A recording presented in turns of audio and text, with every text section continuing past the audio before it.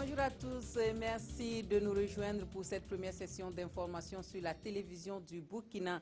Nous ouvrons ce flash par le conseil d'administration du ministère de la Défense nationale et des anciens combattants qui s'est ouvert ce matin à l'ordre du jour la validation du plan stratégique 2017-2021, un plan qui met en pole position la réforme des forces armées nationales pour faire face aux défis du moment. C'est le président du FASO qui dirige les travaux.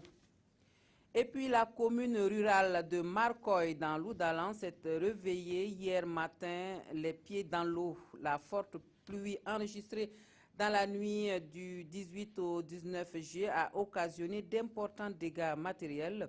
Et face à l'ampleur du sinistre causé par l'inondation, le gouvernement, à travers le Conseil national de secours d'urgence et de réhabilitation, a réagi en apportant de l'aide d'urgence aux 800 sinistrés.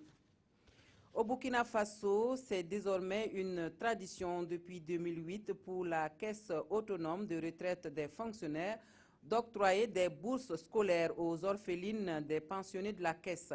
Cette année, ce sont 800 filles qui reçoivent des attestations de bourse de la part de la CARFO, un geste qui va contribuer à améliorer les conditions et surtout le niveau d'études des bénéficiaires.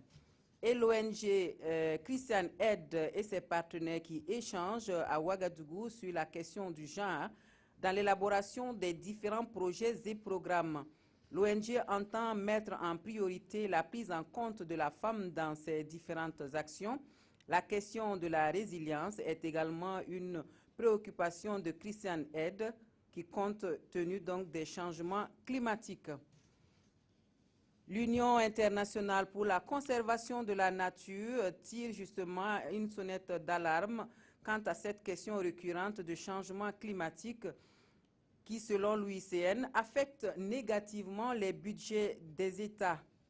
Elle a initié un atelier régional de plaidoirie auprès des décideurs pour la prise en compte de cette problématique dans la planification du développement dans l'espace UEMOA et la Guinée-Conakry. Il s'agit de doter les participants de rudiments pour la prise en compte des questions de changement climatique dans l'élaboration des budgets.